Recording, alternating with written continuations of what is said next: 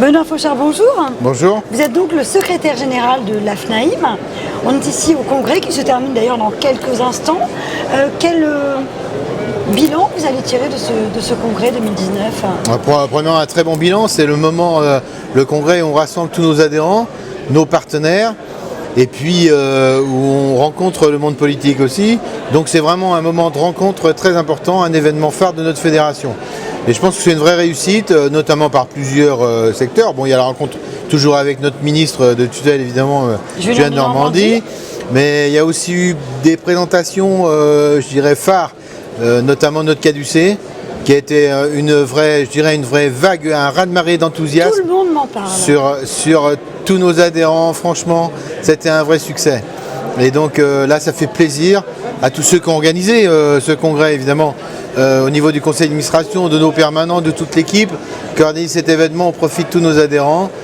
On est fiers aussi que les gens soient heureux de se rencontrer, heureux d'être là dans un lieu prestigieux quand même, au Carrousel du Louvre. Magnifique. Avec une expo de Léonard de Vinci. C'est quand même assez sympathique. On a visité hier. Donc c'est quand même merveilleux et honnêtement, on est fiers de cet événement. Et en plus, vous, Benoît, vous avez une spécificité, c'est que vous êtes en charge de la copro verte. Oui, alors en charge du développement durable aussi, depuis plusieurs années. Aujourd'hui, on ne parle que de ça.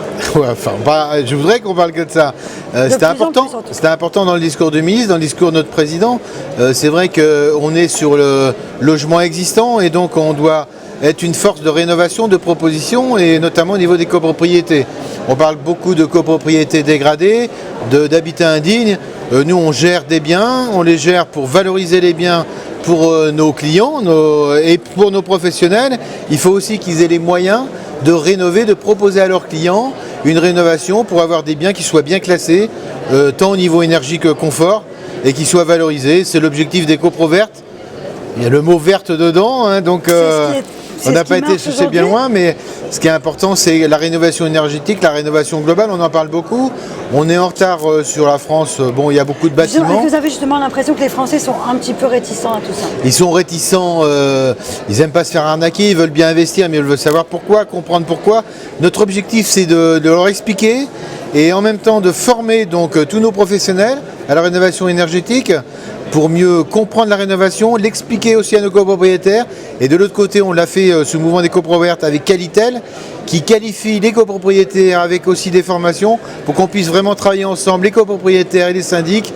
Le syndic est, je rappelle, le pivot de la copropriété. C'est lui qui organise l'assemblée générale où tous décident. C'est lui qui est en relation avec le conseil syndical. C'est lui qui est en relation avec les entreprises pour améliorer les logements et donc pour améliorer la gestion patrimoniale de la copropriété. C'est extrêmement important qu'on soit le pivot. C'est extrêmement important qu'on se forme pour, je dirais, agglomérer toutes les compétences autour de nous et faire qu'on valorise le patrimoine, que les gens y retrouvent du confort dans leur appartement. Merci beaucoup, Benoît. Je vous en prie. Bonne journée. Merci beaucoup.